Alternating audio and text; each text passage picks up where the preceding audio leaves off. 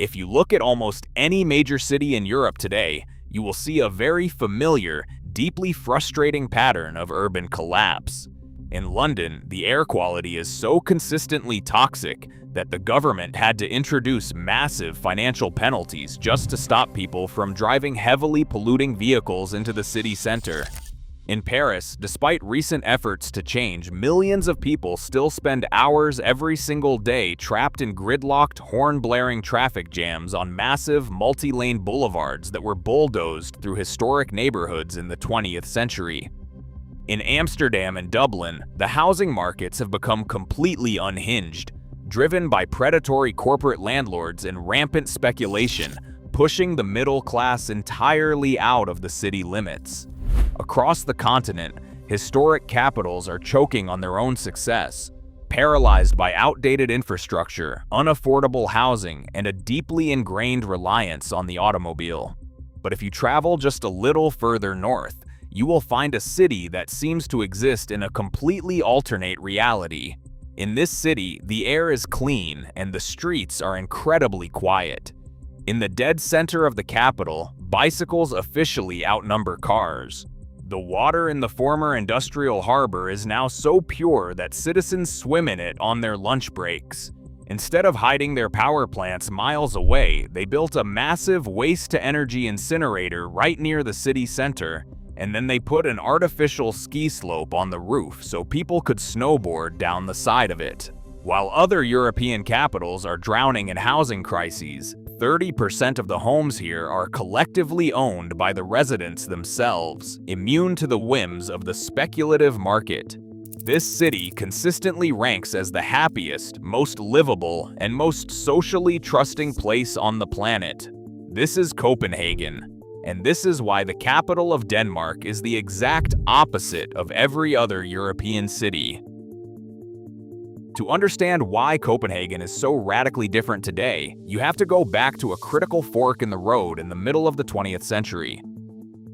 Following the end of the Second World War, almost every major city in Europe and North America made the exact same catastrophic mistake. As the economy boomed and the middle class expanded, urban planners became obsessed with the automobile. They viewed the car as the ultimate symbol of freedom and modernity. To accommodate this new obsession, cities like London, Rome, and Brussels began systematically destroying their own urban fabric. They tore down historic, densely populated neighborhoods to build massive, multi-lane highways straight through the heart of their cities. They built sprawling, car-dependent suburbs in endless concentric rings, creating a permanent, inescapable nightmare of daily commuting and gridlock. Copenhagen was initially tempted to make the exact same mistake.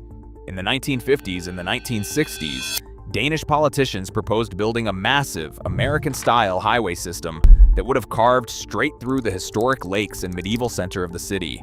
But the citizens of Copenhagen pushed back. They protested. And crucially, the city planners listened, pivoting to a radically different vision of the future.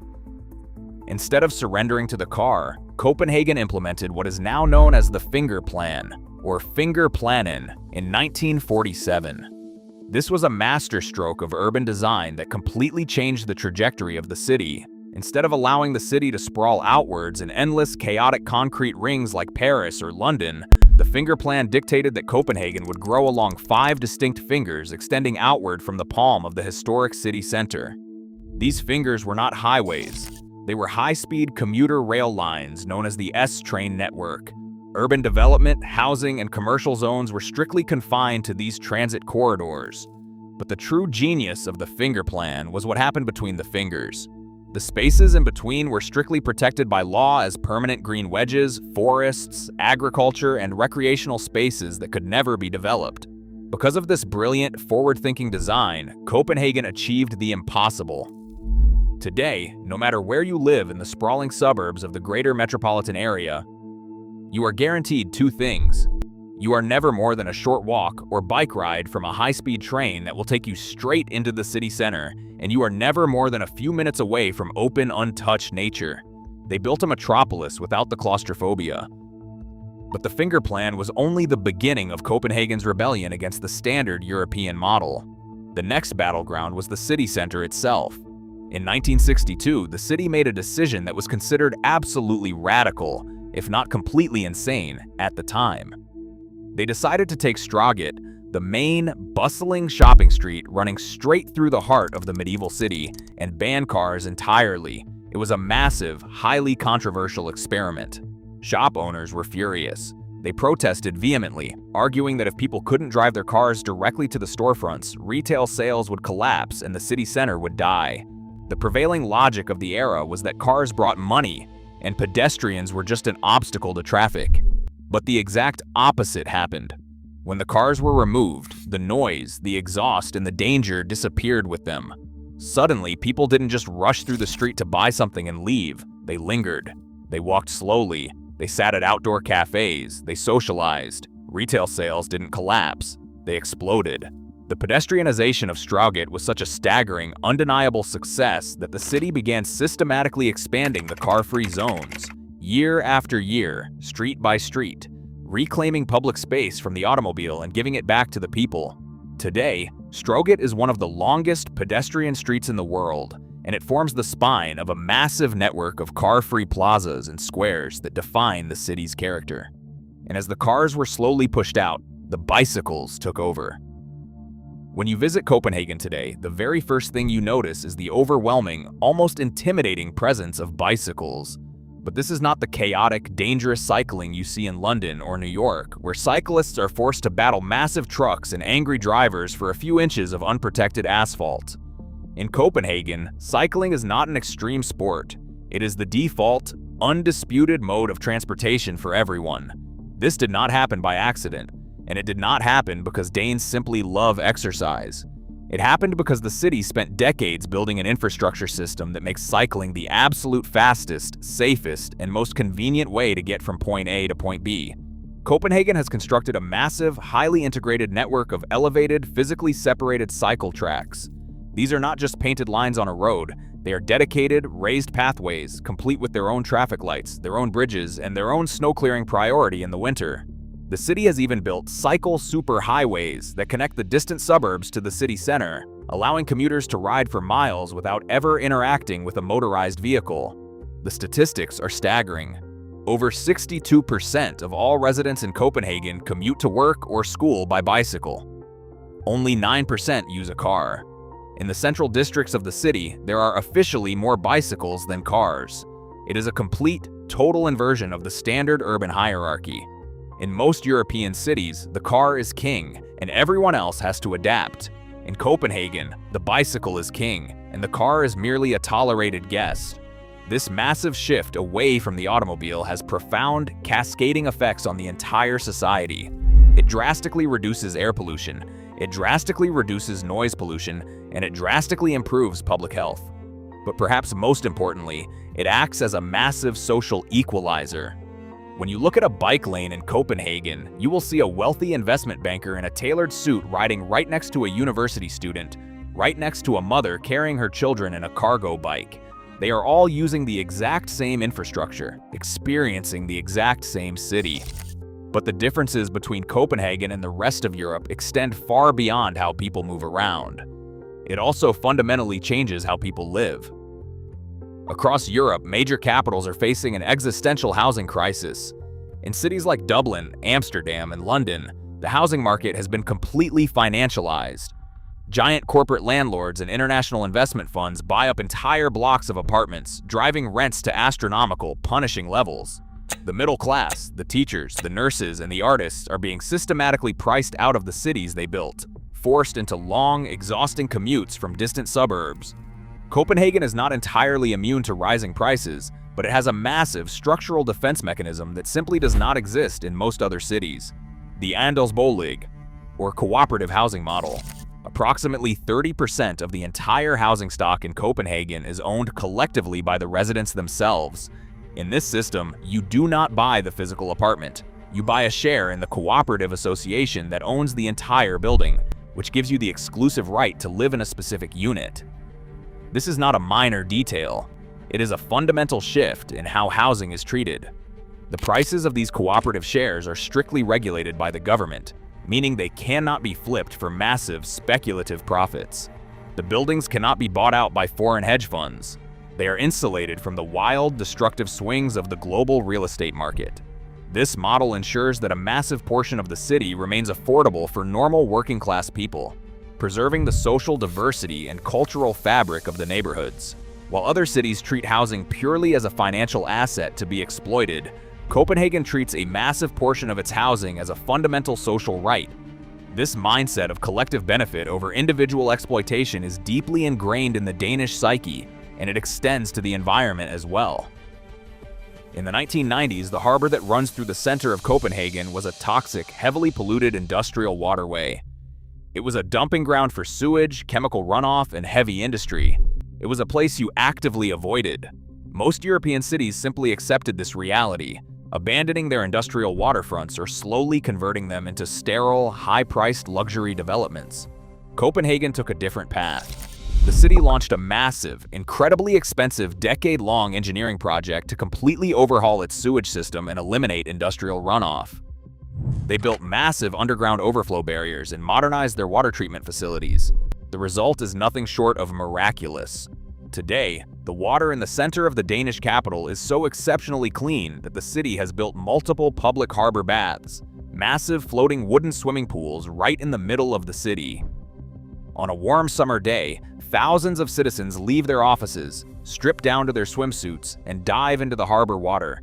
It is a stunning visual symbol of a city that has completely reclaimed its environment, and they are not stopping at the water. Copenhagen has set the incredibly ambitious goal of becoming the world's first completely carbon-neutral capital city, and they are achieving this not through empty political promises, but through massive, highly pragmatic engineering projects. 98% of the entire city is heated by a massive, highly efficient district heating network. Instead of every building having its own inefficient gas boiler, the city captures the massive amounts of waste heat generated by power plants and industrial processes and pipes it directly into people's homes as hot water. It is a brilliant, highly efficient system that drastically reduces carbon emissions. But the most famous symbol of Copenhagen's environmental ambition is Copenhill, also known as Amagerbaki. The city needed a new power plant to burn household waste and generate electricity and district heating. Normally, a city would build an ugly, polluting incinerator far outside the city limits, out of sight and out of mind. Copenhagen built a state-of-the-art, ultra-clean waste-to-energy plant just a few miles from the city center. But instead of just building a power plant, the renowned Danish architecture firm BIG, led by Bjarke Ingels, designed the building to double as a massive public park. The roof of the power plant is a fully functional artificial ski slope, complete with ski lifts, hiking trails, and the tallest climbing wall in the world. You can literally take your snowboard, ride an elevator to the top of a functioning power plant, and ski down the roof while looking out over the city skyline. It is the ultimate expression of Copenhagen's philosophy. Infrastructure shouldn't just be functional, it should actively improve the lives of the citizens. It is a concept they call hedonistic sustainability. The idea that being green and environmentally responsible shouldn't feel like a punishment or a sacrifice. It should actually be more fun, more beautiful, and more enjoyable than the alternative. When you combine all of these elements, the car-free streets, the world-class cycling infrastructure, the protected green spaces, the affordable cooperative housing, the clean water, and the visionary architecture, you begin to understand why Copenhagen consistently ranks at the very top of the Global Happiness Index. But the true secret to Copenhagen's success isn't just the bike lanes or the ski slopes. The true secret is something much deeper and much harder to replicate: social trust. Denmark has some of the highest levels of social trust in the entire world. The citizens trust their government to spend their incredibly high taxes efficiently. They trust their urban planners to design a city that benefits everyone, not just the wealthy elite. And most importantly, they trust each other. You can see this trust in action every single day. You see it when parents leave their babies sleeping in strollers outside of cafes, completely unattended without a second thought. You see it in the fact that politicians ride their bikes to parliament without massive security details. This high-trust society creates a feedback loop of positive urban development. Because the citizens trust the system, they are willing to pay high taxes. Because the taxes are high, The city has the immense resources required to build world-class public infrastructure, clean the harbor, and subsidize affordable housing. And because the infrastructure is so good, the quality of life remains incredibly high, which reinforces the trust in the system. It is a virtuous cycle that stands in stark, glaring contrast to the vicious cycles of inequality, gridlock, and political polarization that are currently tearing apart so many other major cities around the world. Copenhagen is not a perfect utopia. It is a real city with real problems. The winters are long, dark, and brutal. The cost of living, from groceries to dining out, is notoriously high. And as the city's global reputation has exploded, particularly with the rise of its world-famous culinary scene led by restaurants like Noma, it is struggling to manage the influx of tourism and the slow, creeping pressure of gentrification. But despite these challenges, Copenhagen stands as a profound, undeniable proof of concept. It proves that a city does not have to surrender to the automobile. It proves that economic growth does not require the destruction of the environment. It proves that housing does not have to be a purely speculative asset. While the rest of Europe is desperately trying to figure out how to fix the massive, systemic mistakes of the 20th century, Copenhagen is already living in the future. They looked at the standard European model of urban development, saw the gridlock, the pollution, and the inequality it created, and they simply decided to do the exact opposite. In doing so, they built what is arguably the most livable, resilient, and forward-thinking city on the face of the earth.